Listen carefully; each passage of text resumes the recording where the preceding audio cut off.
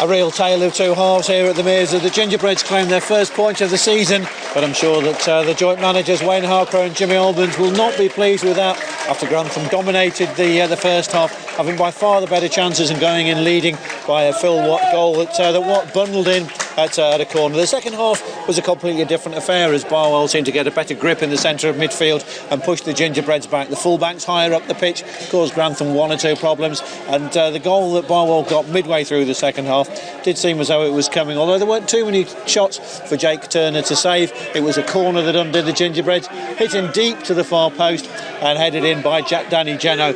Grantham huffed and puffed but didn't really stretch Liam Castle in the Barwell goal. The final score tonight, Grantham Town 1, Barwell 1.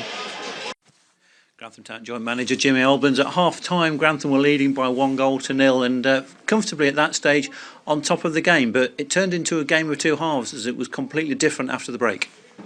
Yeah, I think that, when you don't take the chances that we had in the first half, and you only take, you only take one of them out of probably 4 or 5 great chances, and at 1-0, Barwell are always going to be in it. And I thought for the first 15-20 minutes of the second half they raised their game. We were a little bit flat-footed, but then at times we take the easy option, and there's there's simple passes into areas to keep us good possession, and because we're put under a little bit of pressure, we decide to go very long very quickly.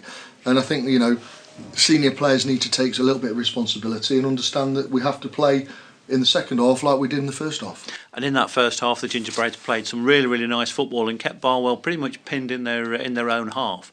What in the second half stopped Grantham getting back into that style of game? Well, I think what happens is, you come out, and what we've been very, very good at since we've come back to the club is defending leads, and what we should have done is we should have kicked on and gone and tried to win the game, more comfortably instead of sitting on and resting on our laurels. And, what happened is we allowed Barwell to get on the front foot.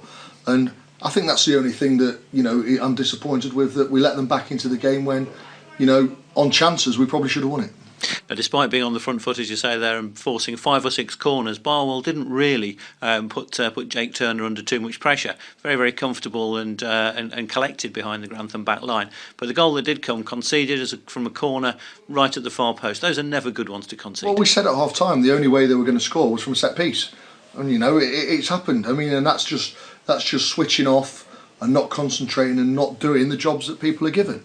But we're 2 games in.